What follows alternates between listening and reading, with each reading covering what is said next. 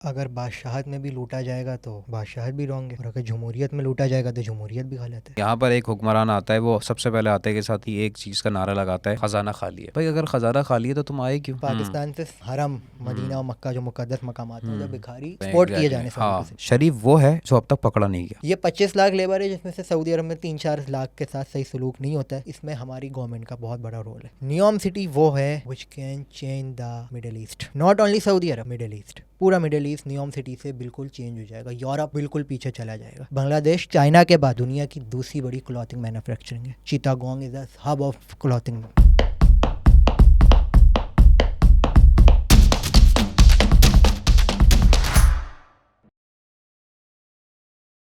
अस्सलाम वालेकुम, मेरा नाम है अली कासिम और मैं दोबारा से मौजूद हूँ सियासी सवाल में। और आज के जो हमारे गेस्ट हैं वो 20 साल सऊदी अरब के अंदर मुकीम रहे। उन्होंने अपनी ज़िंदगी के काफ़ी टाइम उन्होंने सऊदी अरब में गुजारा। और आज का जो हमारा टॉपिक है वो है सऊदी अरब वर्सेस पाकिस्तान। लेकिन ये वर्सेस वो वाला नहीं है जो आप समझ रहे हैं। ये वर्सेस एक पॉजिटिव वे में कंपैरिजन किया जाएगा दो मुल्कों का, जिसमें सऊदी अरब और पाकिस्तान है। सऊदी अरब जो कि बादशाहत होते हुए भी आज हमसे आगे क्यों है, और पाकिस्तान जमहूरियत होते हुए भी आज इन मुश्किलों का शिकार है, जो कि आपको भी पता है और मुझे भी पता है। तो सबसे पहले हम वेलकम करते हैं अहमद मुस्तफ़ा को। अहमद, कैसे हैं आप? अल्लाह का शुक्र अली भाई, आप कैसे हैं? अल्लाह का शुक्र, बहुत बहुत शुक्रिया हमारे शो में आने के लिए। अच्छा अहमद, शुरू करते हैं कि हम, जैसे हमारा टॉपिक है सऊदी अरब वर्सेस पाकिस्तान, लेकिन हम ये वर्सेस वो डेंजरस वाला वर्सेस डेंजर नहीं, वाला नहीं। हम इसको बेसिकली कंपैरिजन करेंगे वहाँ की इकॉनमी से, वहाँ की डेवलपमेंट से, वहाँ के कल्चर से, उनकी प्लानिंग से, और हमारी ये तमाम चीज़ें जो यहाँ पे आके फेल हो जाती है। तो इससे एक दोनों कंट्रीज़ का कंपैरिजन है कि वो बादशाहत होते हुए भी क्यों हमसे आगे और हम जमहूरियत होते हुए भी इतने साल से पिस क्यों रहे हैं। बहुत अच्छा टॉपिक है कि हम इतने साल से पिस क्यों रहे हैं और वो हमसे आगे क्यों हैं। ऑल्दो बादशाहत को इस नज़रिए से देखा जाता है कि बादशाहत में जो किंग कह दे वही होता है। बादशाह का जो हुक्म है वो हुक्म आखिर माना जाता है। सबसे बड़ी वजह यह है कि सऊदी हुक्मरान जो हैं, सऊदी फैमिली, रॉयल फैमिली, आले सऊद जिनको कहा जाता है, उनको अपनी आवाम का दर्द था कि हमारी आवाम कैसे रहेगी। जब सऊदी अरब वजूद में आया 1932 में, किंग अब्दुल अजीज़ ने जब सारा एरिया टेक ओवर किया, तो उस वक्त एक सऊदी नौजवान लड़का जो सब 12-13 साल का होगा जब, तो वो बादशाह सलामत, वो बताते हैं कि बादशाह सलामत खाने काबा में जाते थे और उधर रो रो के दुआएं करते थे अल्लाह से कि अल्लाह, दूर से बाहर 2 गार्ड साथ होते थे तो लगता नहीं था कि क्या दुआ हो रही है, क्या बादशाह सलामत अल्लाह से फरियाद कर रहे हैं। कह रहे एक दफ़ा ऐसा हुआ कि मैं हिम्मत करके बादशाह के पास चला गया, क्योंकि उस वक्त कोई ऐसा ख़ास मसला नहीं होता था। तो मैंने कहा आप क्यों रो रहे हैं, क्या वजह है? तो किंग अब्दुल अजीज़, सऊदी अरब का पहला बादशाह, वो ये कह रहा है कि मैं इसलिए रो रहा हूँ कि मैंने ये मुल्क तो बना लिया, लेकिन मेरे पास आवाम को खिलाने के लिए नहीं है, मैं रोटी कहाँ से खिलाऊँगा। वो ये सोच के वो हो गया कि हमारे जो बादशाह हैं उनको हमारा दर्द है, इधर वो दर्द नहीं है, इसलिए हम पीछे हैं।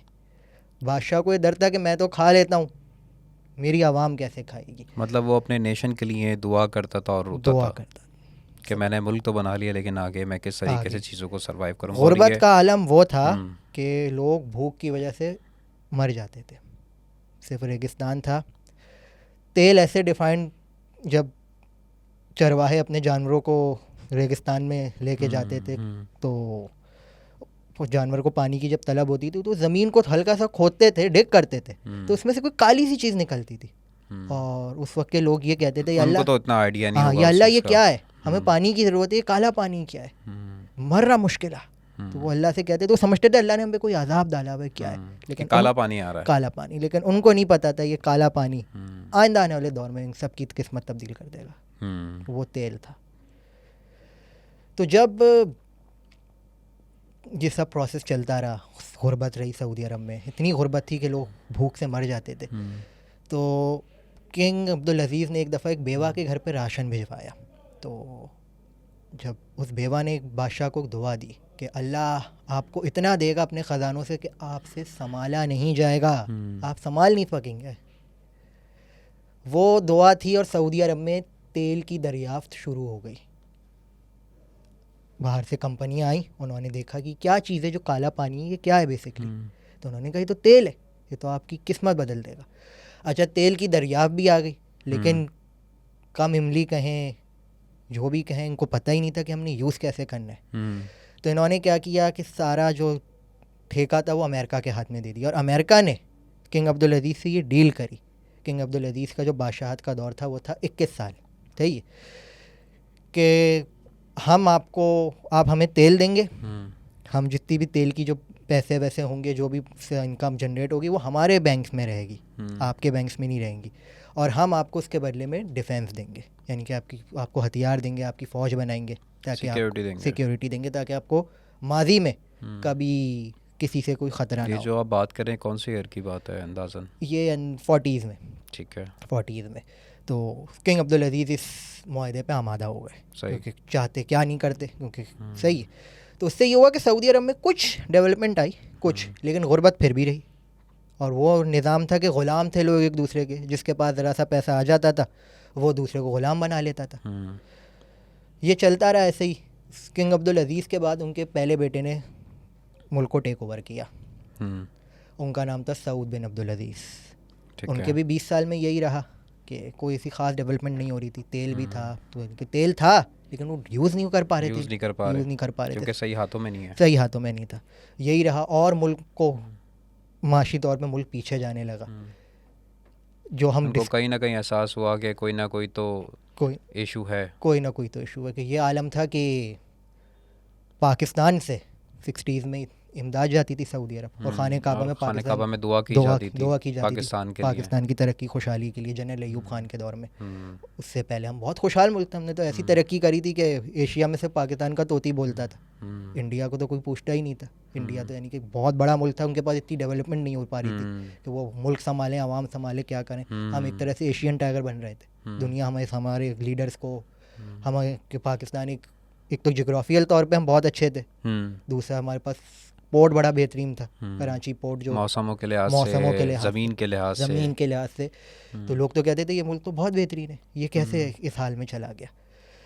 ये हुआ कि जब ये किंग फैसल बिन अब्दुल अजीज़, उन्होंने जब ये बातें देखी कि किंग सऊद जो हैं वो शाही ख़जाने को लूटे जा रहे हैं, और ना मुल्क में कोई डेवलपमेंट हो रही है, ना आवाम की ज़िंदगी में कोई फ़र्क आ रहा है, आवाम जो जिसके पास पैसा आ रहा है वो कम इमली की जहालत की वजह से दूसरे को ग़ुलाम बना लेता है। इस्लाम में ग़ुलामी तो मना है। तो उन्होंने, सऊदी अरब की तारीख़ में पहली दफ़ा ऐसा हुआ कि ज़िंदा बादशाह को हटाया गया। उन्होंने अपने भाई किंग सऊद का तख्ता उलटा और ख़ुद इस तख्ते पे आए, इनके बादशाह टेक ओवर कर ली। ये बात थी 1964 की, ठीक है, 63-64 60s, ठीक है। अब किंग सऊद चले गए मिस्र, और उधर जाके सऊदी अरब के ख़िलाफ़ हो गए, उधर बैठ के सऊदी अरब के ख़िलाफ़ बयानात देने लगे, शाह फैसल के ख़िलाफ़, क्योंकि उनको हटा दिया गया। शाह फैसल जब आए तो बहुत बुरे हालात थे मुल्क के, मुल्क में पैसा, ख़जाना खाली पड़ा हुआ था, मुल्क कर्जदार, सब कुछ। ये जो हम अभी सुनते हैं पाकिस्तान में ख़जाना खाली है, बिल्कुल ख़जाना खाली है। तो खैर ये हुआ कि शाह फैसल ने, he was only the leader who use oil as a weapon. उन्होंने क्या एक बात कही, उन्होंने अमेरिका से ताल्लुकात रखे, लेकिन उसमें लचक लाए। ये नहीं कि हम आपके कदमों में लेटने को तैयार हैं, नहीं, ठीक है, आप हमसे ज़्यादा पढ़े लिखे होंगे, आप हमसे ज़्यादा काबिल होंगे ज़रूर होंगे, लेकिन हम भी कुछ चीज़ हैं, ऑयल हमारे पास है, आपके पास नहीं है। अच्छा, ये बात फिर अमेरिका को खटकी कि ये हमारे साथ उस तरीके से नहीं चल रहे जैसे पिछले 2 बादशाह गए। उन्होंने क्या डेवलपमेंट करी कि मुसलमानों की तरक्की और खुशहाली इत्तेहाद में है, इख्तिलाफ में नहीं है। तमाम मुसलमान मुल्कों से अपील करी, तुर्की से अपने ताल्लुकात बड़े अच्छे किए, तो पुराना एक चोट थी कि तुर्की और सऊदी अरब की खिलाफत उस्मानिया को लेकर, वो ताल्लुकात बेहतर किए, जो हो गया सो हो गया, we have to move on. अब ऐसा तो नहीं हो सकता कि तुम वापस आ जाओ। तो तुर्की को भी बात रियलाइज, उनका 100 साल का कॉन्ट्रैक्ट था जी, तुर्की का जो था, लेकिन अभी वो पूरा नहीं हुआ। सही है, तो तुर्की भी मान गया कि शाह फैसल में कोई बात है, मतलब बेहतरी की तरफ तो मुसलमान तरक्की जब ही करेंगे, जब यूनिटी में होंगे। तो इससे क्या हुआ कि सऊदी अरब, और उस दौरान जो है अरब इजराइल जंग भी छिड़ी। ठीक है, सऊदी अरब और शाह फैसल ने इसको माना है, जैसे कॉइन्स पलट जाता है ना, सिक्का पलट जाता है, किस्मत का सिक्का पलटने वाला गेम, वो शाह फैसल ने खेला अमेरिका के साथ, और शायद यही इनकी शहादत का वजह भी बनी आखिर में जाके। अच्छा। शाह फैसल ने अमेरिका, जो उस वक्त की सुपर पावर थी, मौजूदा भी है, उस वक्त की जो सुपर पावर थी, उस पे और उसके तमाम हामियों पे, यानी कि यूरोपियन यूनियन पे और जितने भी उसके हामी हैं, उन पे ऑयल एम्बार्गो लगा दिया। ऑयल मिलेगा ही नहीं। ऑयल नहीं मिलेगा, जितने भी इसराइल के चाहने वाले हैं उनको ऑयल नहीं मिलेगा। ठीक है, और उसका नतीजा क्या हुआ? उसका नतीजा ये हुआ कि जितने साल तक ऑयल बन रहा था, ऑयल की कीमत बढ़ती रही। तो अमेरिका ने कई दफ़ा शाह फैसल से डिमांड करी कि आप ऑयल, क्योंकि उनके पास तो स्टोर है। उनके पास तो स्टोर है, लेकिन स्टोर भी कितना कर लेंगे, समझ रहे? ये भी एक सवाल था कि स्टोर कितना कर कितना कर लेंगे। लेंगे। शाह फैसल ने कहा ऑयल नहीं मतलब दे मिलेगा, took a big risk. They took a big risk, जो यही चीज़ उनके अगेंस्ट भी जा सकती थी। अगेंस्ट भी जा सकती थी, लेकिन ये चीज़ शाह फैसल और सऊदी अरब के फेवर में आई। मौजूदा सऊदी अरब, जिसको जदीद सऊदी अरब कहा जाता है, उसके बानी शाह फैसल हैं। जब ये जंग वंग ख़त्म हुई, ऑयल एम्बार्गो हटाया शाह फैसल ने, फिर ऑयल की कीमत एग्ज़ाम्पल अगर ₹1 थी वो ₹1000 हो गई। अच्छा। इतना ऑयल बहुत बढ़ गया और लोगों को ख़रीदना पड़ा, और जो ख़रीदना पड़ा, जिसकी वजह से उनकी इकॉनमी के अंदर एक बूम आया। समझ रहे? और सऊदी अरब में तरक्की, खुशहाली, एक नया दौर शुरू हुआ। पाकिस्तान से बेहतरीन ताल्लुकात, समझ रहे? पाकिस्तान को हर तरीके से फ्रंट पर रखना शाह फैसल की अवलीन तरजीह थी, पाकिस्तान को फ्रंट पर रहेगा। बिकॉज ऑफ भुट्टो साहब, क्या एक मुल्क से एक लगाव था। दोस्ती भी कह सकते हैं। भुट्टो साहब का एंट्री हो गई थी ना इस टाइम के ऊपर। जी। भुट्टो साहब ने शाह फैसल शहीद रहमतुल्लाह अलैह और लीबिया के कर्नल कज़ाफ़ी और अपने ये जितने भी लीडर थे, उस वक्त ये बादशाही मस्जिद में आए थे, इन्होंने नमाज़ पढ़ी थी, इस्लामिक कॉन्फ्रेंस हुई थी। आज वो तमाम लीडर्स जो हैं, या उनको शहीद किया गया या उनको झूठे मुकदमे में फंसा के वो लोग मौजूद नहीं है basically. They all were trying to make a great Muslim उम्मा। They all trying. तो ये बात थी। ये सऊदी अरब की जो इकॉनमी है, वो किंग अब्दुल अजीज़ जो हैं वो सऊदी अरब के बानी हैं, लेकिन शाह फैसल जो हैं वो सऊदी इकॉनमी के बानी हैं। अच्छा अहमद, आपकी क्या इसमें राय है कि क्या बादशाहत, जैसे कि आपने बताया सऊदी अरब के पूरी आपने एक हिस्ट्री डिफ़ाइन की है, तो क्या बादशाहत एक मुल्क के लिए बेहतर है या जमहूरियत? क्योंकि हम पाकिस्तान में रहते हैं, हम जमहूरियत के यहाँ पे नारे लगाए जाते हैं, लेकिन हालात आपके सामने हैं। जितना इस चीज़ के बारे में बात किया जाए कम है कि मुल्क ऊपर की तरफ नहीं और नीचे की तरफ डिक्लाइन ही हो रहा है। ठीक है, economy wise as a nation भी मैं बात करूँगा कि हमारे अंदर से तमीज़ लोगों के अंदर से ख़त्म हो चुकी है। बीइंग अ नेशन, हमारे सामने कोई भी अगर इशू आता है तो वो एक मीम की शक्ल में लोगों के सामने आता है, और वो इतने भोंडे तरीके से लोगों को जो है वो लोगों के सामने पेश किया जाता है कि उसमें समझ लें कि एक जो हमारे यहाँ एक हमारे कल्चर के अंदर जो एक डिग्निटी होती थी ना, हर चीज़ की, एक मर्द की औरत की एक डिग्निटी होती थी, उस चीज़ को पामाल करते हुए अब एक चीज़ सोशल मीडिया पे सामने आती है। तो एज अ नेशन भी हम बहुत ज़्यादा डिक्लाइन हुए हैं, नॉट ओनली इकॉनमी वाइज। आपकी नज़र में क्या राय है कि क्या बादशाहत इज़ द राइट ऑप्शन या जमहूरियत? अगर बादशाहत में भी लूटा जाएगा तो बादशाहत भी रॉन्ग है, और अगर जमहूरियत में लूटा जाएगा तो जमहूरियत भी गलत है। That's a good answer. अगर बादशाह ऐसा हुआ कि वो अपनी आवाम का ख्याल रखे। लेकिन आप प्रायोरिटी आप किस चीज़ को देंगे, जमहूरियत को या बादशाहत को? प्रायोरिटी जमहूरियत को। जमहूरियत को।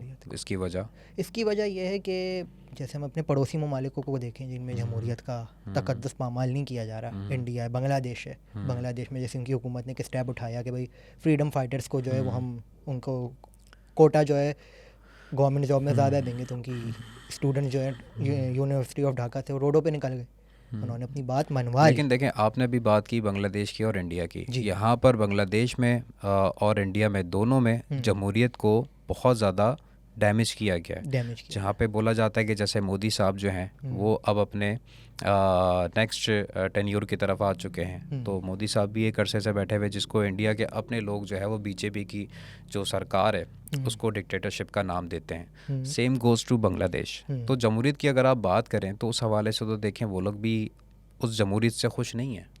खुश तो वो लोग भी नहीं है, लेकिन वो हमसे बेहतर हैं। कैसे? वो ऐसे बेहतर हैं क्योंकि वही बात है, क्योंकि उनके जो लीडर्स हैं ना, उनके जो हुक्मरान हैं वो आवाम के बारे में वो सोचते कुछ ना हैं। कुछ, जैसे कि 5 फिंगर्स है ना, यू वॉचिंग माई 5 फिंगर्स, तो उनके हुक्मरानों को ये है कि ये 3 खा ले, 2 आवाम पे लगा देते हैं। अच्छा। हाँ, उधर ये नहीं कि इंडिया, अब मैं सऊदी अरब में रहा, उधर जितने भी इंडियंस थे वो अपने इंडिया से बहुत प्यार करते हैं। सही है। आपको क्या लगता है हमारे पॉलिटिशियंस की, मेरी 5 फिंगर्स हैं, ये इसमें से कितनी खाते हैं और कितनी आवाम पे ये लगाते अगर हैं? छठी भी होती वो ये भी खा लेते, छठी होती वो भी वो खा भी खा जाते हैं। लेते। सही। तो हमारे यहाँ ये है, उनका ये है कि यार कुछ खाओ और कुछ लगा दो। अब ठीक जैसे है। इंडिया चांद पे पहुंचा हुआ है, हमारे यहाँ पानी का मसला है, हम ज़मीन में पानी ढूंढ रहे हैं, वो चांद पर है। तो जाहिर सी बात है, अगर इतनी देखिए बड़ी ये इश्यूज तो देखें इंडिया के अंदर भी है। अगर मैं ये कंपैरिजन करूँ इंडिया और पाकिस्तान का, तो ये इश्यूज पानी के और दूसरे मसले तो इंडिया के अंदर भी है। लेकिन हाँ, ये बात सही है कि उन्होंने इस चीज़ को देखा कि हमारा मुल्क आईटी की तरफ अगर ज़्यादा रुझान है हमारे यूथ का, तो उन्होंने उस चीज़ के लिए काम किया, जिसका रिज़ल्ट उनको पता है कि देखें हर चीज़ का, कंट्री का रिज़ल्ट जो है, आप अगर एक कंपनी की भी अगर बात करते हैं तो कंपनी में भी ये रिज़ल्ट जो है, आप कोई किसी चीज़ की इम्प्लीटेशन करते हैं कि भाई मिसाल के तौर पे कल से सारे एम्प्लॉयज़ जो हैं वो फ़िक्स 9 बजे आ जाएंगे, ठीक है, और 5 बजे चले जाएंगे, और फलाना ढिमकाना, आप अलग अलग चीज़ों की एक बेहतरी के लिए आप जो है वो स्टेप लेते हैं। तो एकदम से तो सारी चीज़ें, ऐसा तो नहीं होता कंपनी 1 महीने के बाद ही वो लाखों करोड़ों रुपए कमाना शुरू कर दे। तकरीबन एक साल लगता है उस प्रैक्टिस को बार बार करने में, तब जाके कंपनी एक बेहतरी की तरफ आती है कि हाँ कंपनी की कुछ चीज़ें बिगड़ी हैं। यहाँ पर तो आप एक मुल्क की बात कर रहे हैं। बिल्कुल। मुल्क के अंदर तो आप अगर कोई चीज़ अगर आज इम्प्लीमेंट करते हैं तो आपको एटलीस्ट 10 साल चाहिए। 10 साल। असल में हमारी कंट्री में ये भी है कि अदम इस्तेकाम है। जो भी आता है हुक्मरान, छोड़ दें वो खा रहा है या पी रहा है, उसको पूरा टाइम नहीं दिया जाता। लेकिन अगर वो पूरा टाइम उसको दिया जाए, वो पूरा टाइम खाएगा। एक बात ये भी तो है, कुछ तो बेहतरी आ सकती है, कुछ ना कुछ। मतलब आप कह रहे हैं वो ये कह कि देगा, उसके पास ये बहाना नहीं होगा कि मुझे वक्त से पहले निकाल दिया गया। नहीं, आप ये कह रहे हैं कि एक हुक्मरान जो कि भले से खा रहा है लेकिन उसको 10 साल दिए जाए तो वो तो 10 साल खाएगा, बहाना नहीं मारेगा। जैसे अब मोदी को देख लें, नरेंद्र मोदी, बांग्लादेश में शेख हसीना वाजिद, ये 10-12 साल से अपने मुल्क में बैठे हुए, ज़्यादा हो गए थे। ठीक है, मनमोहन सिंह जो है वो 10-12 साल हुकूमत करके गए। तो उसकी वजह क्या है? स्टेबिलिटी आ गई, मुल्क में पैसा आया। जब एक हुकूमत बनी हुई होती तो सरमायाकार पैसा बेखौफ लगा देता है, चलो ठीक है। हमारी ये तरफ ये नहीं है, हमारी 10 साल में 3-4 हुकूमतें तब्दील हो जाती हैं। अब 2015 से देख लें, मोदी 2015 में वज़ीर आज़म बने, अभी तक हैं, तो इंडिया में कितनी स्टेबिलिटी आई। आई थिंक कितने 9 साल हो गए। 9 साल, 10 साल ही समझ लें, 10 साल हो गए। तो कितनी स्टेबिलिटी आई, उनकी इकॉनमी बढ़ी, मुल्क में सरमायाकारी आई। नॉल दो कि वो चोर है, खा रहा है, लेकिन एक हुक्मरान को अगर आप पूरा टाइम फ्रेम दे दें तो वो ये बहाना नहीं मारेगा, यार मुझे काम नहीं करने दिया। वही आपको 5 साल, लेकिन आप एक इंसान के बहाने की वजह से मुल्क को 10 साल पीछे तो नहीं धकेल सकते ना। नहीं, वो पे पीछे नहीं लेके जाएगा। नहीं, देखें आप मेरी बात को समझें। आप ये कह रहे हैं कि एक हुक्मरान को 10 साल दिए जाएं, तकरीबन 10 साल के बाद उसको जो उसकी टाइम ऑफ फ्रेम है 5 साल, उसको वो 5 तो साल दिए जाएं। 5 साल के, देखें यहाँ पर एक हुक्मरान आता है, वो सबसे पहले आते के साथ ही एक चीज़ का नारा लगाता है, ख़जाना खाली है। भाई अगर ख़जाना खाली है तो तुम आए क्यों? तुम तो हार मान के हाथ झाड़ के तुम चले जाओ। जब तुम्हें पता है कि भाई मुझे मिसाल के तौर पे 1 ओवर के अंदर लास्ट बैट्समैन भेजा जाए, जिसको पता है कि मुझे जो है वो 20 रन बनाने, ठीक है, और मैं अकेला खेलने वाला हूँ, सामने जो दूसरा बैट्समैन है वो नहीं खेलता, ठीक है, तो वो तो यही बोलेगा ना कि बस यार गेम को एंजॉय करो, डेट सेट, अगर जीत गया तो चलो ठीक है। या ज़्यादा से ज़्यादा होगा वो मना कर देगा कि भाई मेरा जो हमारी सूरत हाल है ना वो यही है, वो यही है। लेकिन इसमें ये कहा जाता है कि जैसे एक सियासतदान आते हैं और वो आते के साथ ही एक चीज़ का हर सियासतदान नारा लगाता है, जी ख़जाना खाली है। आप भी बचपन से सुनते आ रहे होंगे। हम बचपन से सुनते आ रहे हैं ख़जाना खाली है। अब ये ख़जाना अगर खाली है तो फिर ख़जाने को ताला लगा दो, ठीक है, और उसके बाद फिर ये है कि ये सारी पॉलिटिकल पार्टीज़ को या तो बंदी कर दिया जाए जब ख़जाना ही खाली है, या फिर ऐसा हो कि कोई ना कोई आवाम को पता तो चले कि भाई ख़जाना किसका था, क्यों खाली है, कैसे खाली हुआ और कब खाली हुआ। ख़जाना तो चलो आवाम का ही है, लेकिन आवाम को वो ख़जाना जो है वो कभी मिला नहीं। अगर आप देखें मुसीबतों में, परेशानियों के अंदर आवाम तक तो वो पैसा एक होता है ना, आप अपने सेविंग जो है बैंक के अंदर रखते हैं कि for rainy days, for bad days.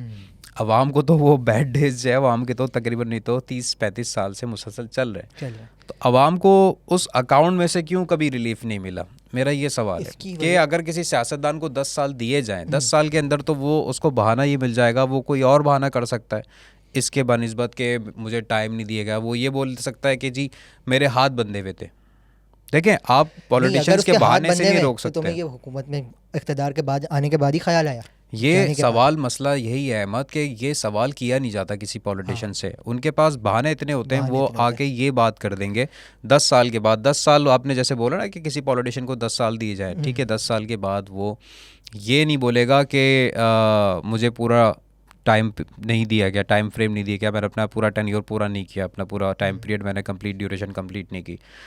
वो कुछ और बहाना कर सकता है, वो चलिए एक नए बहाने के साथ आएगा कि जी मेरे तो हाथ बंधे हुए हाथ थे। बंधे हुए थे, वो भी हम देख लेंगे फिर अगर वो बहाना कर दे। लेकिन अभी तो ये हम तो बहाना है, 30 साल से देख रहे हैं।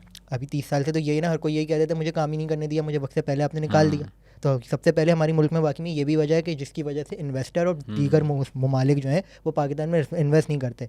जैसे यार अभी कोई बैठा हुआ है, कल कोई आएगा वो नई पॉलिसी लेकर आ जाएगा। तो बिल्कुल, एक ये चीज़ भी है कि यहाँ पर एक जो इशू क्रिएट होता है वो ये भी होता है कि जो कि हम आई गेस कुछ दिन पहले हम ये डिस्कशन भी कर रहे थे, सेम चीज़ सऊदीया के अंदर भी है जी कि वहाँ पर भी जो बिज़नेस के हवाले से आपको जो वीज़ा एक दिया जाता है एक बड़ी इन्वेस्टमेंट के बाद, जी, और जिसमें आपको आई गेस आप बता रहे थे कि वहाँ पे परमिट दिया जाता है, सऊदी अरब नेशनलिटी अनाउंस करता है वो ये। करीम लोगों के लिए जो अब उन्होंने ये शुरू किया, मोहम्मद बिन सलमान वाली अच्छा, है। इस चीज़ का मुझे पर्सनली आइडिया जी नहीं है, आपने मुझे इस चीज़ का बताया था कि ऐसा ऐसा जो है वो एक प्रोसीजर है, बट ये चीज़ आपने बोली थी कि अभी भी लोग डरते हैं कि ऐसा नहीं हो कि कुछ अरसे के बाद अगर बादशाह तब्दील होता है तो पॉलिसी चेंज हो जाती है। ये बिल्कुल, डर वहाँ के लोगों में भी है। ये डर वहाँ के लोगों में भी है। लेकिन एज़ कम्पेयर टू अस उनके मुल्क में इन्वेस्टमेंट भी आती है, क्योंकि इन्वेस्टमेंट आती है, इन्वेस्टमेंट आती है। क्यों? स्टेबिलिटी है, क्योंकि एक बादशाह बैठा हुआ है। बादशाह बैठा हुआ है। बांग्लादेश में इन्वेस्टमेंट क्यों आ रही है, दुनिया उधर पैसा लगा रही है, क्यों लगा रही है? एक 10 साल से एक हुकूमत चल रही है। और प्लस नेशन का देखें एक चीज़ ये भी आ जाती है ना, जिस हिसाब से हमारे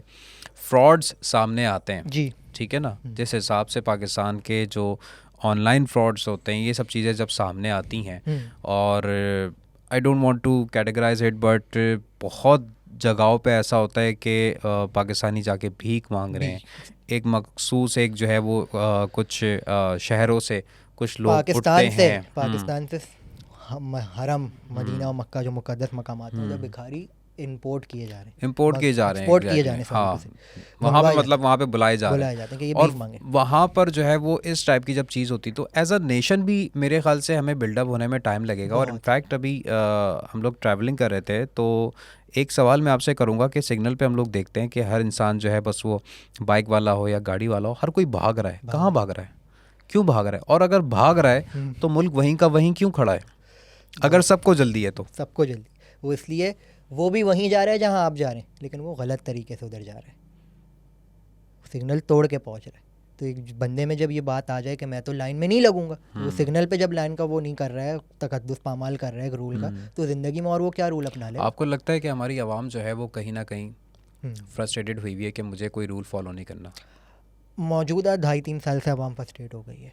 और अभी एक जमात इस्लामी के हाफिज़ नईम साहब ने ऐलान किया है कल जी कि कौम इस चीज़ में यूनिटी लेके आ जाए कि कोई भी बिजली का बिल नहीं भरेगा, तो इनको घुटने टेकने पड़ेंगे।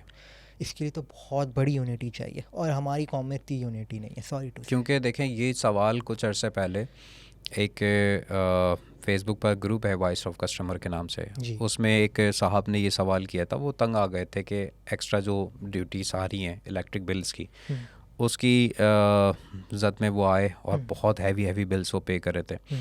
तो उन्होंने ये सवाल किया उस ग्रुप के अंदर कि क्या ऐसा हो सकता है कि हम सब मिलके बाइकआउट करें और बिल जमा नहीं कराएं? तो उसमें नीचे काफ़ी सारे लोगों ने उनको ये मशवरा दिया कि ऐसा हरगिज़ नहीं करिएगा।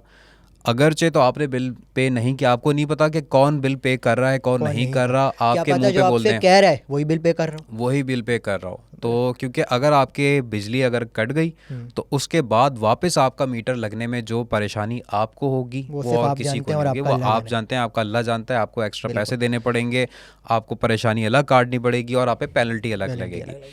तो इस चीज़ का जो है वो लोगों को बोला गया। बट अभी रिसेंटली मैंने कल ही देखा कि इस तरीके से हाफिज़ नईम साहब ने ये ऐलान किया है कि कौम इस चीज़ के ऊपर यूनिटी ले आया। ये चीज़ मुझे तो एक अच्छा स्टेप लग रहा है, जिससे हो सकता है कि ये इलेक्ट्रिक कंपनीज़ को थोड़ा सा कुछ अल्लाह ताला इनको हिदायत दे, और ये जो एक्स्ट्रा बिलिंग और ये यूनिफॉर्म एडजस्टमेंट वगैरह इन सब चीज़ों के जो बिल बना के जो लोगों को जो है वो भेजे जा रहे हैं, उसके अंदर थोड़ा सा लोगों को रिलीफ मिले। और दूसरी चीज़ इस पर आ जाती है कि अभी जैसे हम लोग बात कर रहे थे कि इश्यूज़ पे इश्यूज़ तो बहुत सारे हैं। बहुत हम सारे। पानी का ले लें, हम इलेक्ट्रिक का ले लें, हम गैस का ले लें। कहीं ना कहीं ऐसा आपको लगता है कि आवाम जो है उसने अब बोल दिया है कि मुझे नहीं सुनना है किसी की, मुझे सिग्नल पे नहीं खड़े होना है, मुझे कोई भी चीज़ ऐसी नहीं करनी जो कि जिसके अंदर 1% भी एथिक्स हो। एथिक वजह यह है कि अगर हम एज़ कम्पेयर टू सऊदी अरब देखें ना, तो सऊदी अरब में एक दफ़ा एक लड़की जो थी अमीर, आवाम तो उधर की अमीर ही है लेकिन लड़की अमीर थी, सरफिरी थी, तो वो पुलिस वाले से बदतमीज़ी करने लगी कि तुमने मुझे रोका, तुम्हें औरत से बात करने की तमीज़ नहीं है, तुम ये हो तुम वो। पुलिस वाले ने उसको कुछ नहीं कहा, पुलिस वाले ने कहा तुम जाओ, रोह, माफ़ी मुश्किल। तो 1 घंटे में उसके घर वैन आई और उसको उठा के लेके गई, लड़की को। ठीक है। With female police. तो लड़की के घर वालों को भी, ये नहीं कि ये कोई गुंडा कर दिए, नहीं, वो था जूनियर लेवल पुलिस ऑफिसर, लेकिन जो SHO था थाने का, ये बयान उसने दिया कि मुझे ये कबूल नहीं है कि हमारे पुलिस वालों को हमें कोई कुछ कहा ऑन ड्यूटी पुलिस वालों को। तो ये उसकी तरफ से, सऊदी अरब की आवाम की तरफ से भी एक बात कही गई कि हम अपनी पुलिस के साथ खड़े रहें। देखें, हम तब खड़े होंगे ना जब हमें पता है कि पुलिस हमारे साथ खड़ी हो। अल्लाह ना करे अगर आपका मोबाइल छिन जाए। देखिए, मैं ये नहीं बोलता कि सारे थानों के अंदर ऐसा होता है, मैं एक जनरल बात कर रहा हूँ। यहाँ पर अक्सर सुनने को ये मिलता है कि जब आपका मोबाइल छिनता है और मोबाइल छिनने के बाद जब आप थाने में जाते हैं रिपोर्ट लिखवाने कि जी इस तरीके से सर मेरा जो है वो, ये मैंने खुद सुना है, जब भी मैं बता रहा हूँ, मैं मेड अप स्टोरी नहीं बता रहा।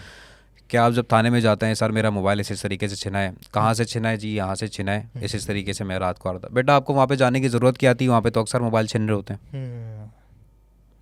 मतलब ये उस विक्टिम को ये चीज़ बोली जाती है कि आपको बेटा वहाँ पे जाने की क्या ज़रूरत थी, वहाँ पे तो आपको पता है मोबाइल छीने जाते हैं। अगर आपको पता है वहाँ पे मोबाइल छीने जाते हैं तो वहाँ पे एक मोबाइल क्यों नहीं खड़ी होती? यही तो वजह। पाकिस्तान का पूरा system top to toe corrupt हो चुका है, ठीक है, एज अ नेशन हमारी भी गलती है। अल्लाह कहता है तुम जैसे होगे वैसे हुक्मरान ले आऊँगा, अगर हम अच्छे हो जाएं तो हम पे अच्छे हुक्मरान आ जाएंगे, और आवाम अच्छा होना चाहती है। अब अच्छे होते होते भी थोड़ा सा अरसा हम माशाल्लाह से रमज़ान में देखें ना कि रमज़ान के अंदर हमारे फ्रूट्स वगैरह सबसे पहला नज़ला जो गिरता है वो फ्रूट्स पे गिरता है। पाकिस्तानी कर रहे हैं जी, सॉरी, इंडियंस के बाद दुनिया में सबसे ज़्यादा पहले नंबर पे इंडियंस हैं। मुझे इस चीज़ का कंफर्म मुझे है नहीं, मैं इस वजह से कोई चीज़ स्टेटमेंट देना नहीं चाह रहा। सबसे पहले नंबर पे इंडोनेशियंस, सॉरी। अच्छा, इंडोनेशिया के पास सबसे ज़्यादा, मेरी इस चीज़ में नॉलेज नहीं है, इस वजह से मैं कोई स्टेटमेंट नहीं देना चाहता। सबसे पहले नंबर पे इंडोनेशिया, दूसरे नंबर पे हम। उम्रे में दुनिया में सबसे ज़्यादा पाकिस्तानी जाते, हज में दूसरे नंबर पे हमारे पास कोटा। आई थिंक सो उम्रे का मैंने सुना है कि उम्रे पे पाकिस्तानी सबसे ज़्यादा जाते हैं। तो इसकी वजह वो बेहतरी नहीं आ रही। क्यों नहीं आ रही? क्योंकि इंसान को इंसान से मोहब्बत नहीं हो रही, इंसान को इंसान से मोहब्बत नहीं है, कोई वो नहीं है कि यार हर इंसान कहीं ना कहीं अपने अंदर एक छोटा सा फ्रॉन बसा के रखा हुआ है। उसका बस चलता है तो वो गली के अंदर अपने हिसाब से चबूतरा बड़ा कर लेगा। उसको पता है कि यहाँ से गाड़ी गुजरेगी, ये मेरा प्रीमिसेस, ये मेरा इख्तियार नहीं है, मेरा घर यहाँ तक है, बिल्कुल, इसके बाहर बहुत हुआ तो मैं दो सिर्फ ब्लॉक रख सकता हूँ कि घर में चढ़ के ऊपर आ जाऊँ, अगर घर ऊपर की तरफ है तो। अदरवाइज मैं बड़ा सा, आपने देखा है ना वो बड़ा सा स्लोप बना हुआ होता है जिसके अंदर बीच में सीढ़ी आ रही होती है, वो बाइक चढ़ाने के लिए या उस चीज़ के लिए। अब उसको पता है कि ये गलत है, बट वो बोलेगा आप गली के अंदर देखो, गली के अंदर उसकी तकरीबन 12 घरों के अंदर और बना हुआ होगा जी। अब उसको पता है कि मैं जो कर रहा हूँ वो भी गलत है, बट उसके पास ये स्टेटमेंट होता है कि आप गली में देखो, आप गली में घुमाओगे सर तो वाकई में आपके 8 से 10 घर आपको और मिलेंगे। तो ये एक मेरे ख्याल से जो हमारे यहाँ पाकिस्तानी पॉलिटिक्स में भी होता है ना कि अहमद आप चोर हो, अहमद बोलेगा अली भाई आप भी तो चोर हो। अहमद ये नहीं बोलेगा कि यार अली भाई आपकी हिम्मत कैसे हुई मुझे चोर बोलने की, मैंने क्या चोरी की है, क्या गलत काम किया है। स्टेटमेंट आपका स्टेटमेंट है ना, इसका मुझे कोई सबूत दो। ये तो आपने एक स्टेटमेंट दे दिया, एक बात बोल दी, लेकिन आपके पास इसका सबूत क्या है? मैंने तो कोई चोरी नहीं की, मैं तो डटा हुआ यहाँ पे, आपके पास कोई सबूत है, यहाँ पे बैठा हूँ, आप लेके आओ मेरे पास। अहमद क्या बोलेगा? अली भाई आप भी तो चोर हो। डैट मीन्स कि दो चोर आपस में लड़ रहे हैं, जो कि हमारे एक बहुत कॉमन सी स्टेटमेंट है।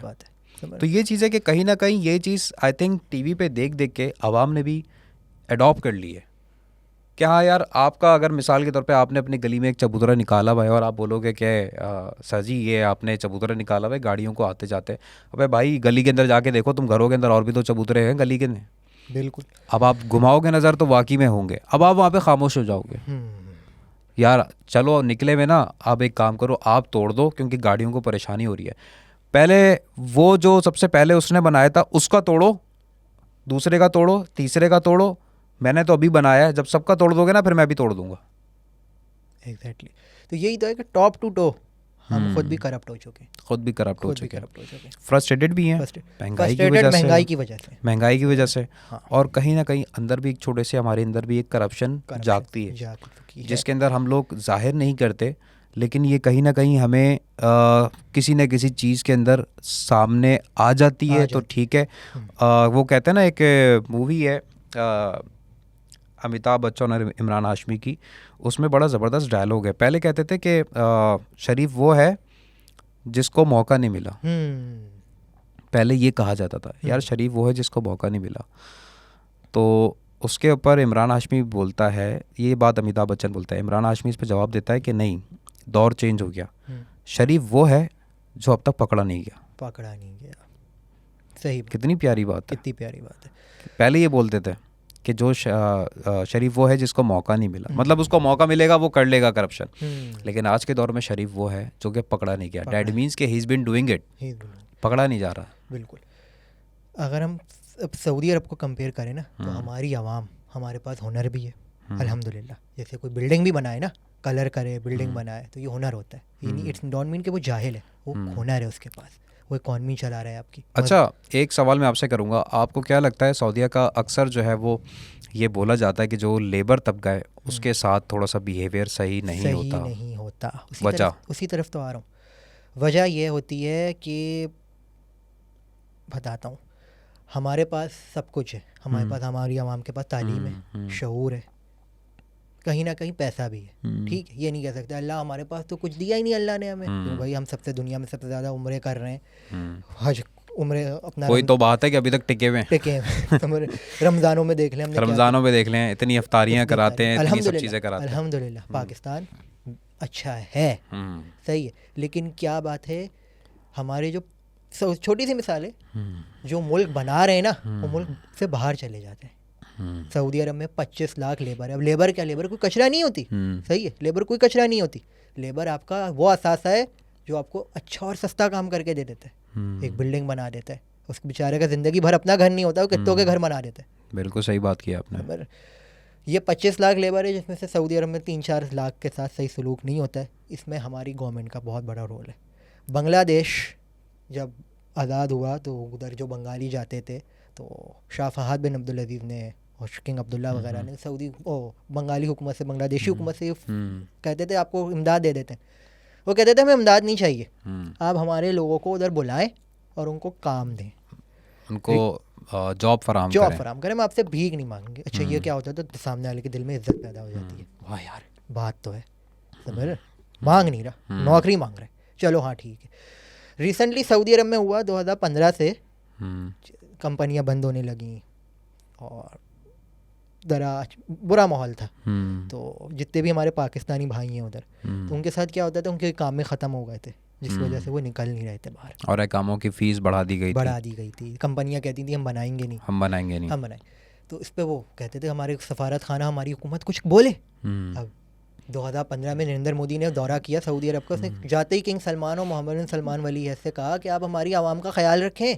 सेम बात इमरान खान ने भी तो बोली थी, आप हमारी आवाम का ख्याल रखें, भाई इनके काम ख़त्म हो गए तो आप हमें भेज दें, हमें दे दें, सज़ा क्यों दे रहे हैं बिला वजह। तो सऊदी गवर्नमेंट क्यों, भाई इनका भी कोई बोलने वाला है। वो क्या हमारे साथ उधर इसलिए बुरा होता है, वो मिसाल दी जाती है, तुमने कहा नहीं, मैंने किया ही नहीं। अच्छा, हाँ, शहबाज शरीफ जाके बोलो तो उधर कि भाई मेरी आवाम का ख्याल रखो, ये कोई क्या मुफ्त में आए, ये भी तो किसी के बच्चे हैं। क्योंकि कई सारे लोग बेचारे इसी वजह से, मैंने सुना है ये, आप मुझे इस चीज़ की वजाहत कीजिएगा, कई सारे लोग इस वजह से जेल में डाल दिए जाते हैं क्योंकि उनके पास भरने को फ़ाइन नहीं होता।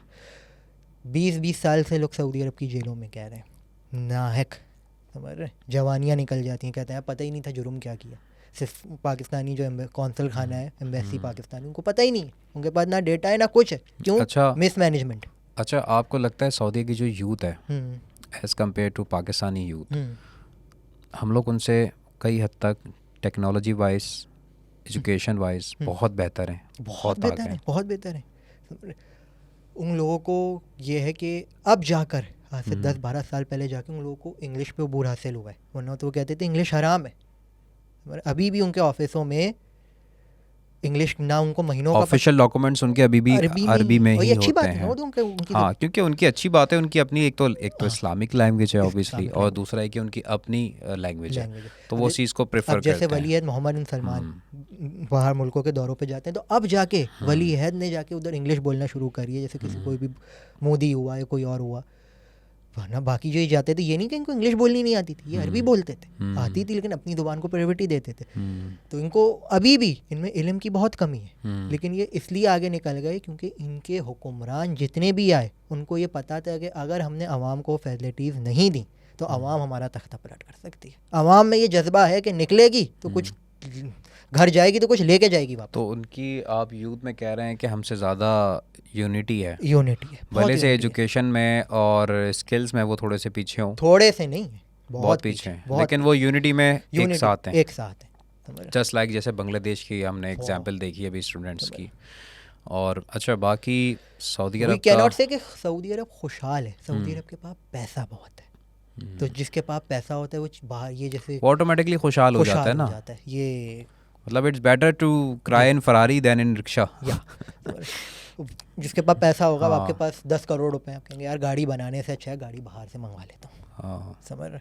अच्छा, इधर भी सऊदी अरब से भंड हुआ एक, उनके साथ भंड ये हुआ कि जब इन्होंने ऑयल पे अपनी इकॉनमी डाइवर्ट कर ली, तो इनको ये करना चाहिए था, शाह फैसल शहीद को जब शहीद किया गया तो वो भी ये चाह रहे थे कि सिर्फ ऑयल पे ना रहे, वो भी ये चाह रहे थे क्योंकि इंडस्ट्रीज़ लगें मुल्क में, मैन्युफैक्चरिंग इंडस्ट्रीज़ लगें और अपने हथियारों की इंडस्ट्रीज़ लगें, जो भी चीज़ें ज़रूरियात होती हैं कपड़े की, जो भी, वो मुल्क में इंडस्ट्रियाँ होनी चाहिए। वो सऊदी अरब में इंडस्ट्रीज़ नहीं है, ये बाहर से मंगवाते हैं, ठीक है। सऊदी अरब में जो इंडस्ट्रीज़ हैं वो खाने पीने की हैं और कंस्ट्रक्शन की हैं, सही है, वो तो एक ज़रूरत है, बंदा जिस मुल्क में रहेगा खाएगा भी और घर भी बनाएगा, और इसके अलावा सऊदी अरब में ऐसी कोई ख़ास इंडस्ट्रीज़ नहीं है।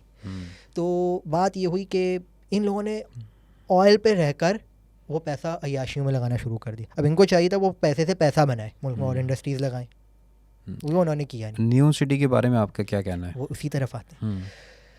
तो जब मोहम्मद बिन सलमान के पास वो बादशाह बने, वली अहद बने, काइंड ऑफ किंग, क्योंकि किंग सलमान अब सेहत की वजह से वो उतना एक्टिव नहीं रहते, तो उन्होंने क्या देखा कि उनको ये बात पता थी, नौजवान जो होते हैं ना उसको बात पता थी, वो दुनिया घूमे हुए थे, मोहम्मद बिन सलमान दुनिया में आते जाते थे, तो उनको ये बात का अंदाज़ा था कि अगर हम तेल पे से अपनी इकॉनमी आज डाइवर्ट नहीं करेंगे तो कल ये तेल हमारी आज ताकत है, कल कोई हमारी कमज़ोरी बन जाएगा। क्यों? क्योंकि हमारे पास जगह है, मुल्क बहुत बड़ा है, ये नहीं कह सकते यार जगह नहीं है, इन्वेस्टमेंट भी है, तो हम पैसे से पैसा बनाएं। अच्छा, इसमें उन्होंने क्या गलती करी, उन्होंने ये किया, उन्होंने सऊदियों को नौकरियां देनी शुरू करी। अब सऊदी आवाम के पास तो पैसा था, अब आपके पास पैसा हो, आराम से एसी में बैठे रहेंगे, आप कहेंगे यार मैं क्यों मेहनत करूं, ज़बरदस्ती मेहनत करवाई जाएगी तो एक जो मेहनत अपनी जुनून से करता है वो वाली बात थोड़ी आएगी। तो इस चक्कर में कई ओवरसीज़ की नौकरियां गई, वो कहते थे सऊदाइजेशन, आज भी उस बात पे कायम और दायम है कि 2030 तक 90% सऊदियों को मैंने नौकरियां देनी है। तो इससे ये हुआ कि मुल्क सारा डिस्टर्ब हो गया, लेबर क्लास डिस्टर्ब हो गई, और जो सऊदी इन्वेस्टर्स थे जिनकी कंपनियां थी वो कहते थे यार सऊदी को 4000 रियाल तनख्वाह दे रहे हैं, ओवरसीज़ खारजी जो बाहर के पाकिस्तान। आपको लगता है कि ये दूसरे जो मुल्कों के जो एम्प्लॉयज़ थे उनके साथ ज़्यादती हुई है, जो स्पेशली अपनी फैमिलीज़ के साथ थे वहाँ पे? बिल्कुल की गई। चले फैमिली के साथ जो थे उन्होंने तो फैमिली के साथ टाइम स्पेंड किया, सही है, नहीं उनके साथ उनके लिए महंगा बहुत हो गया था, बहुत हो गया उनके साथ, एकामे से लेके और ये टैक्सेस वगैरह से लेके बहुत महंगाई कर दी। तो ये एक तरह का मोहम्मद बिन सलमान की वीकेंड से के नौजवान इन एक्सपीरियंस, तो उनसे ये गलती हुई। अच्छा, वो एडमिट नहीं करते, अच्छा, वो कहते हैं ये गलती अगर हो गई है तो मैं बार बार करूँगा, मुझे अपनी कौम को नौकरी देनी है, मुझे अपनी कौम को किसी लायक बनाना है। तो उन्होंने फिर क्या किया, एक तो सऊदियों को नौकरियां देना शुरू करी। शुरू में इससे बहुत मसले हुए, लेकिन शायद आज भी मसले हो, लेकिन उनके पास पैसा इतना है कि वो कवर कर रहे हैं इस मसलों को। तो उस पर सऊदी अरब की जितनी भी बड़ी बड़ी इंडस्ट्रीज़ के मालिक थे तो उन्होंने सऊदी हुकूमत को ख़त तक लिखे कि देखें ये नहीं हो सकती, ये ना करें, जो काम हम ओवरसीज़ से करवा रहे हैं 1500 1600 या 3000 रियाल तनख्वाह भी दे रहे हैं, तो वो काम हमें वो करके दे रहे हैं, ये तो वो काम भी नहीं कर पा रहे। लेकिन सऊदी हुकूमत इस बात से पीछे नहीं हटी। खैर नो डाउट उनका ये था कि उनको अपनी बेसिकली नेशन को जो है वो ग्रो ग्रो है। करना था। कि उनको लगता है कि ये इनको 25 साल पहले कर लेना चाहिए था, इधर ही लेट उनकी हो यूथ जो है वो वेस्ट हो रही है, वेस्ट हो रही है। वेस्ट हो रही है, वो हो तो रही इस थी। वजह से हाँ, इस वजह से वो चाह रहे थे कि एटलीस्ट इनके ऊपर जब रिस्पॉन्सिबिलिटी पड़ेगी तो दे विल स्टार्ट वर्किंग। अब देखते हैं कि क्या होता है। रिस्पॉन्सिबिलिटी तो पड़ी है। नियॉम सिटी, नियॉम सिटी वो है which can change the middle east, not only Saudi Arab, middle east, पूरा मिडल ईस्ट नियॉम सिटी से बिल्कुल चेंज हो जाएगा। यूरोप बिल्कुल पीछे चला जाएगा। मोहम्मद बिन सलमान का कहना ये है, मानना ये है, वली है, he was just 29 when he come into the power. 29 साल का लड़का जब पावर में आया। तो नियॉम सिटी का, नियॉम सिटी बेसिकली सिर्फ सऊदी अरब में नहीं है, वो मिस्र में भी होगा, वो आगे जो इसराइल उस तक भी जाएगा। ठीक है, 3-4 मुल्कों में ये शहर होगा। अभी इस पे काम रुक गया है क्योंकि इन्वेस्टर्स जो हैं वो, आपको पता है क्या माहौल चल रहा है अभी दुनिया में उस तरफ इसराइल को लेकर। तो ये है कि नियॉम सिटी का जो उनका प्लान है वो ये प्लान है कि मैं ऐसा शहर बसाऊंगा जो साइंस और टेक्नोलॉजी में सबका बाप होगा। सिलिकॉन वैली से बेहतरीन दिमाग यहाँ आएंगे, यहाँ काम करेंगे, यहाँ आएंगे, यहाँ इन्वेस्टमेंट आएगी, यहाँ काम होगा। ठीक है, हमने ऑयल से अपनी इकॉनमी हटा ली है या हटा रहे हैं, टूरिज़्म ला रहे हैं। Neom city is the backbone of Saudi Arab. लेकिन अभी तो सुनने में आया है कि काम रुक चुका है। काम रुक चुका है, ये 1-1.5 हफ्ते पहले की बात है। जी जी जी, या कुछ दिन पहले की बात है। अभी माहौल ही ऐसा बना हुआ है। लेकिन अगर नियॉम सिटी बन जाए, चले जैसा बताया है वैसा ना बने, कुछ बन गया तो ये सब के लिए फ़ायदेमंद होगा। अहमद, आपकी आज की सारी बातों से मैंने ये और ये बात पाकिस्तान में भी हमें कुछ ना कुछ करनी चाहिए। आप कहते हैं ना हमारी इकॉनमी ग्रो नहीं करी, पहला हमें किसी ऐसे हुक्मरान को चूज़ करना पड़ेगा, उसको 5 साल देने पड़ेंगे ताकि वो ये बहाना नहीं मारे। दूसरा बहाना मारेगा तो देख लेंगे जबकि जब, लेकिन अभी तो ये बहाना मारते हैं, जी मुझे क्यों निकाला, मुझे मैं तो, भाई तो मैं आया था, मैं तो काम कर रहा था। तो मेरे बानी पीटीआई के साथ क्या हुआ, 2.5-3 साल हुकूमत चली गई हुकूमत। नवाज शरीफ के साथ क्या हुआ, 2.5-3 साल चली गई हुकूमत। एक मुशर्रफ के पास हुकूमत आई थी 9-10 साल, जिसमें मुल्क में स्टेबिलिटी थी, आवाम खुश थी, खुशहाली थी, तरक्की। लेकिन उसमें भी काफ़ी सारे लोगों के कंसर्न थे। लेकिन आज भी लोग कहते हैं यार वो चलो वो दौर बेहतर, वो दौर बेहतर था। एक डॉलर की स्टेबिलिटी थी, और स्टेबिलिटी क्यों थी, क्योंकि मुल्क में पैसा आ रहा था। अब वो जैसे भी आ रहा था वो बात एक टॉपिक अलग है, वो अलग टॉपिक। अच्छा, आपके सारे कन्वर्सेशन से मुझे ये चीज़ एक कहते ना कि एक लाहे अमल, मुझे इस चीज़ का एक जो फाइनल आंसर मुझे मिलता है वो ये मिलता है, आई थिंक सो, कि बादशाहत हो या जमहूरियत हो, जब तक लीडर आवाम के भले के लिए नहीं सोचेगा, आवाम की नेशन की, जैसे अभी हमें बात हो रही थी कि उन्होंने ये सोचा कि हम ओवरसीज़ दूसरी कंट्री के जितने भी एम्प्लॉयज़ हैं उन सबको 1 बाय 1 अपनी कंट्री से जो है वो कोशिश करेंगे कि वो जाएं और वाइट कॉलर जॉब्स के ऊपर हमारी यूथ जो है वो बैठे। उनके लिहाज से कहीं ना कहीं लोगों के साथ ये थोड़ी शायद ज़्यादती हुई, नाइंसाफ़ी हुई कि वो उनके लिए थोड़ा सा एक्सपेंसिव पड़ गया वहाँ पे फैमिली के साथ रहना। जब भी वो उन्होंने या तो फैमिली को भेज दिया, ख़ुद अकेले रहने लगे, या ख़ुद ही वहाँ से जॉब छोड़ के आ गए। लेकिन उनके लिहाज से मेरे ख्याल से ये चीज़ जो है वो एज अ लीडर, ये एक उनके नेशन के लिए उनका एक स्टेप था, सोच उनकी अपनी नेशन को लेके बेहतर थी। तो बहरहाल अहमद, बहुत बहुत शुक्रिया आपका, बहुत अच्छा लगा आपके साथ आज ये डिस्कस करके, और आई होप सो कि हमारे जितने भी लिसनर्स हैं जी, कि जैसे आपने ये बात करी ना कि पाकिस्तान को क्या करना पड़ेगा। एक तो हमने ये डिस्कस किया कि किसी हुक्मरान को कम से कम 5 साल दिए जाएं ताकि वो ये बहाना नहीं मारे कि मुझे टाइम नहीं मिला। दूसरा, हमें ज़राअत से निकलना पड़ेगा, हमें साइंस और टेक्नोलॉजी की तरफ आना पड़ेगा। I agree. जैसे इंडिया आया, आईटी, हमने अपनी आईटी इंडस्ट्री को उठाना पड़ेगा। हमें जो ये कुदरती वसाइल है ना, कुदरती वसाइल, जैसे सऊदी अरब के पास तेल, आज उनको रियलाइज़ हो गया कि भाई ये तो वक्ती तौर की बात है, कुदरती वसाइल को सारी ज़िंदगी साथ नहीं रहते, आप फ़ायदा उठा लो तो उठा लो, नहीं उठाओगे तो गाड़ी चली जाएगी आज। तो हमें मतलब कि ट्रेंड को फॉलो करना ट्रेंड को फॉलो, हमें भी अपने मुल्क में एग्रीकल्चर से हट के मोबाइल कंपनीज, मैन्युफैक्चरिंग, इन सब वो जब आएंगे जब मुल्क में स्टेबिलिटी होगी। बिल्कुल कोई सही इंडस्ट्री जब ही लगाएगा, चाहे वो लोकल हो या इंटरनेशनल हो, कि जब उसको लगेगा हाँ भाई मेरा पैसा इधर सेफ है, मेरी इन्वेस्टमेंट सिक्योर है, 1 रुपये लगाऊंगा तो 10 रुपये कमाऊंगा। 1 रुपये लगाऊंगा, दूसरा बंदा आ जाएगा, कहेगा नहीं मैं नहीं मानता इन इंडस्ट्रीज़ को, तो बंदा क्या सोच लेगा। तो हमें पहले तो मुल्क में स्टेबिलिटी लानी पड़ेगी, किसी ऐसे हुक्मरान को लाके बिठाना पड़ेगा जो 5 साल उसको दिए जाएं पूरे, ताकि फिर वो बताए भाई हाँ मैंने ये किया, और उस हिसाब से ये होगा। जो देख रहा होगा ना वो कहेगा यार मैं इंडस्ट्रीज़ लगाऊंगा, चाहे वो बैरून मुल्क की इंडस्ट्रीज़ हों या लोकल इंडस्ट्रीज़। जैसे बांग्लादेश के पास कुछ नहीं था, बांग्लादेश ने किस तरफ अपनी आवाम को लगाया, कपड़ा, क्लॉथ। बांग्लादेश चाइना के बाद दुनिया की दूसरी बड़ी क्लॉथिंग मैन्युफैक्चरिंग है। Chittagong is the hub of clothing. बड़े बड़े ब्रांड H&M, बड़े बड़े ब्रांड उधर हेड ऑफिसेज हैं। क्यों है? क्योंकि उनकी मुल्क में स्टेबिलिटी है, हुकूमत एक अरसे से बैठी हुई है। बैरूनी दुनिया आती है, बैरूनी मुल्क की जो बड़ी बड़ी इंडस्ट्रीज़ हैं, क्लॉथिंग मैन्युफैक्चरिंग कंपनीज, वो आके बांग्लादेश में इन्वेस्ट करती हैं, जिसकी वजह से उनकी आवाम को भी फ़ायदा हो रहा है, उनकी आवाम को रोज़गार मिल रहा है, मुल्क में पैसा आ रहा है। तो हमारे पास पहले स्टेबिलिटी, दूसरा ये कि ज़राअत वरात से निकल के कुदरती वसाइल साथ साथ चलते रहते हैं। इन चीज़ों को अपनाएं ताकि हमारी जो डॉलर की जो उड़ान ऊंची हो रही है, जो मुल्क में डॉलर आएगा, इन्वेस्टमेंट आएगी, तो डॉलर वैसे ही सही हो जाएगा, सस्ताई भी हो जाएगी इंशाअल्लाह ताला। लेकिन इसके लिए बहुत लंबा प्रोसेस चाहिए। We are still in the struggle situation. बिल्कुल, I 100% agree with you Ahmad. उम्मीद है आप लोगों को ये डिस्कशन जो है वो अच्छी लगी होगी। अगर इस पूरे डिस्कशन के अंदर किसी भी हवाले से कोई चीज़ अगर मिस कोट हुई हो तो आप लाजमी कमेंट के अंदर हमें बताइएगा, हमारी भी सलाह कीजिएगा। और इस टॉपिक के डिस्कस करने का मकसद सिर्फ इतना सा था कि हम सऊदी अरब की इकॉनमी को उस कंट्री को पाकिस्तान के साथ हम कंपैरिजन करें कि वो क्यों हमसे आज आके हैं और हम आज क्यों इतने बुरे हालात के अंदर हैं।